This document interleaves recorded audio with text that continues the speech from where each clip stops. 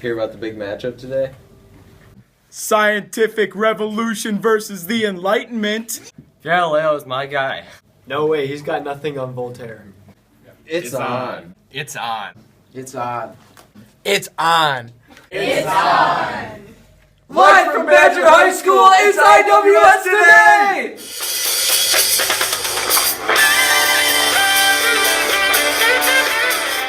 It's IWS today.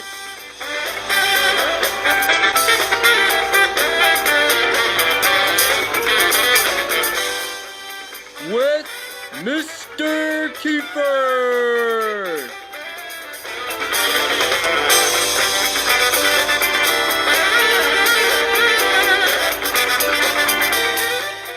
And starring Mr. Clock. Ladies and gentlemen, it's IWS today.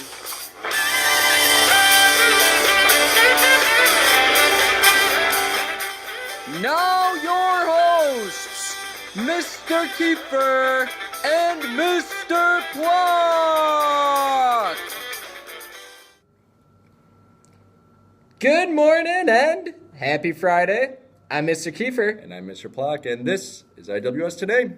Today, we're in Poland. We'll be looking at some Polish history along with some Polish culture.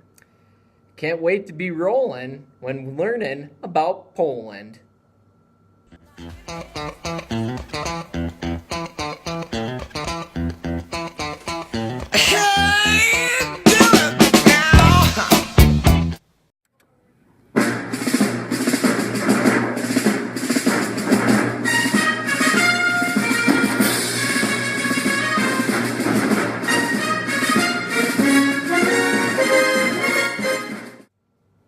Hello, and welcome to IWS Network. I'm your little-known historian, and we are at the Roman Colosseum. Tonight we have the matchup of the century. The scientists of the scientific revolution battling the philosophers of the Enlightenment over which era made a larger impact on history. I'm here, as always, with my co-anchor, That Culture Guy. That Culture Guy, what do you like in tonight's matchup? I love this matchup, a little-known historian. I'm really excited about it. I think it's going to be a matchup of the century, game of the year. But I have to give the edge to the Enlightenment with their aggressive approach to making progressive reforms to society.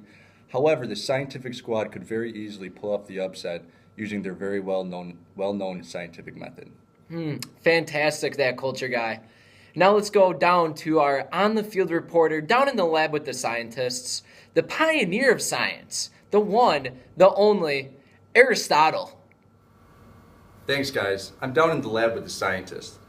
Now, this team was formed in 1543 by team captain Nicholas Copernicus. They conducted scientific inquiry for the sake of science, nothing more. Let's see if their secret weapon, the scientific method, can push the philosophers to the brink. This is a squad to be reckoned with. Now back to the studio. Thank you, Aristotle. Now let's go over to the Enlightenment sideline with Louis XIV. When I died in 1715, this allowed the Enlightenment crew to begin to change the world. These philosophers rely on a relentless attack of intellect, reason, and progress that will put the scientists on their heels. Now the Enlightenment lives and dies with their team captain Voltaire. They'll need a strong performance from him if they think they have a shot at the title. Thanks, Louis. Should be an entertaining matchup to say the least. Now let's take a look at each era's lineups.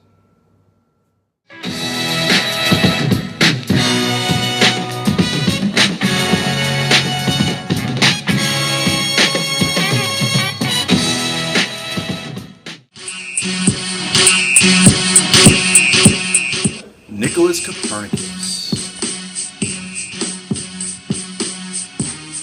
Heliocentric theory. Francis Bacon. Inductive reasoning.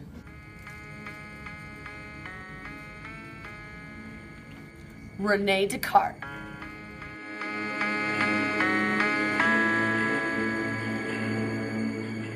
Deductive reasoning.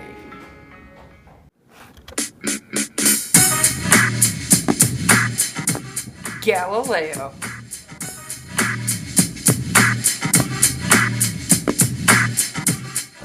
Forced to recant my ideas by the church.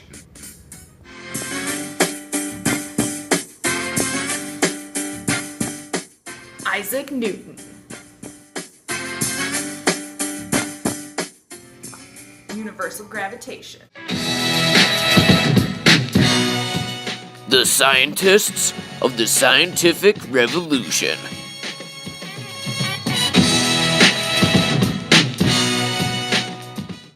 Wow, does that look like a tough squad? They really had their game faces on. That culture guy, what'd you think? Well, I really like how Team Captain Copernicus got things started with the sun-centered universe. However, what really intrigued me is the thunder and lightning punch of Bacon and Descartes, combining their ideas to form the scientific method. Couldn't agree more. I'm thinking, though, that today's X Factor for the scientist is going to be Isaac Newton. Let's see if his law of universal gravitation can pull the scientist to victory. Now, Galileo could play a key role off the bench, but you can't trust his recanting tendencies. True that culture guy. Now let's meet philosophers.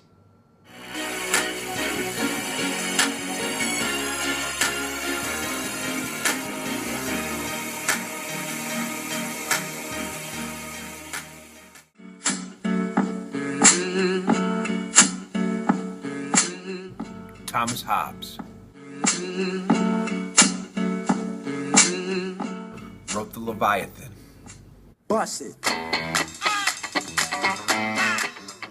John Locke believed in natural rights, life, liberty, and property.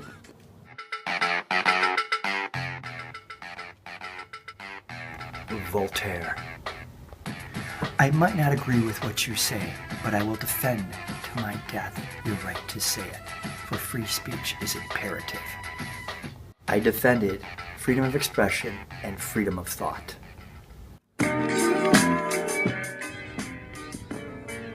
Montesquieu. Separation of powers, checks and balances. Rousseau.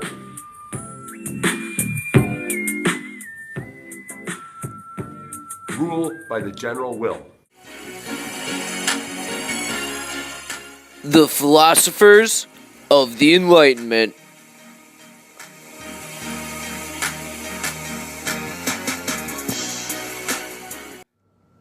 What a thoughtful crew.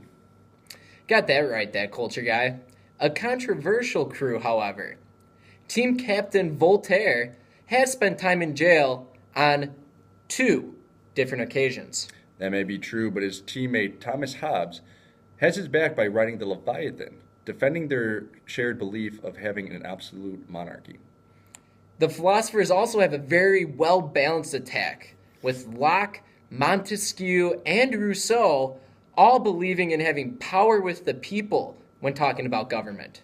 John Locke does stand out to me from that group by saying that if a government doesn't protect your natural rights, the people can overthrow that government. Possibly similarly to how the Enlightenment crew might overthrow the scientists with their intellect and reason. Precisely. Now, only you, the IWS class, in the classroom of champions, can decide who wins this match. That's right. At the end of this episode, we'll have a vote to see who wins.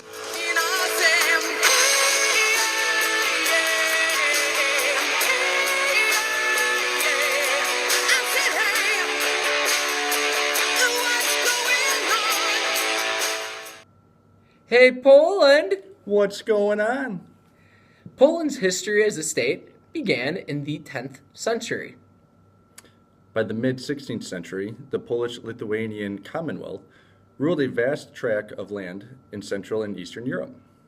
At the end of the 1700s, Poland was very weak and was split up between the countries of Russia, Prussia, and Austria, and for a while was taken off the map. Poland regained its independence in 1918, only to be overrun by Germany and the Soviet Union in World War II. After the war, Poland became a Soviet satellite state, meaning that they were indirectly under Soviet control. Labor turmoil in 1980 led to the formation of the independent trade union, Solidarity. That over time became the political force with over 10 million members. Free elections in 1989 and 1990 won Solidarity control of the parliament, and even the presidency as well, bringing the communist era in Poland to a close. A shock therapy program during the early 1990s enabled the country to transform its economy into one of the most robust in Central Europe. Poland joined NATO in 1999 and the European Union in 2004. Now let's see what's going on with that culture guy.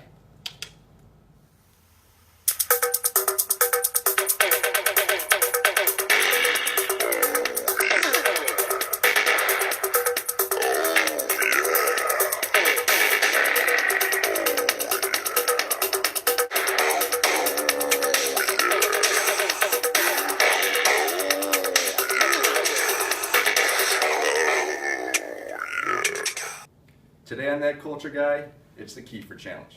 I can't stand that guy, so we're going to make him look foolish. I put together a bunch of Polish culture things, and we're going to see if Kiefer can make it in Poland, if he could make it, and see how he does during the challenge. Number 1, language. Now, Poland has a reputation as one of the hardest languages on the planet to learn. So I put together a couple phrases. Now let's see if Mr. Kiefer can correctly pronounce these phrases. Na zdrowie. Not even close. The first one meant cheers, and here's how you pronounce it. Na zdrowie. Dzień dobry? No, no, no. Not even close again. This one means good day, and here's how you say it. Dzień dobry. Proszę. Mr. Kiefer, you're failing. This one means please, and here's how you say it. Proszę. Dziękuję.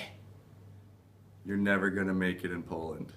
The last one means thank you, and you say it like this. Dziękuję.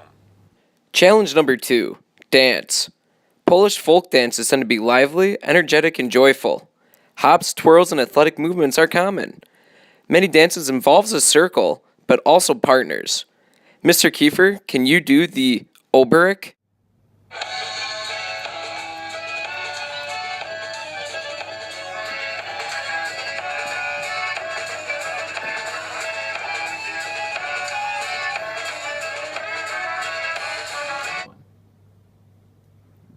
What was that? Let's take a look at the actual dance.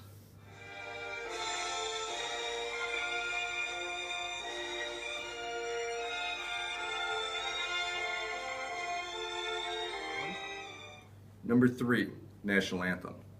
The national anthem of Poland translates in English to Poland is not yet lost. Now let's see if Mr. Kiefer can sing the opening. Just Polska nadziela, kiedy Madeira, ani dan konfera, venta arera. No, Kiefer, just stop. That's just borderline offensive. Just stop. Number 4, handshakes. Meeting someone is very formal in Poland. It is very important to greet each other with a formal handshake. Now let's see if Mr. Kiefer can do the correct handshake in Poland. Black, what's up?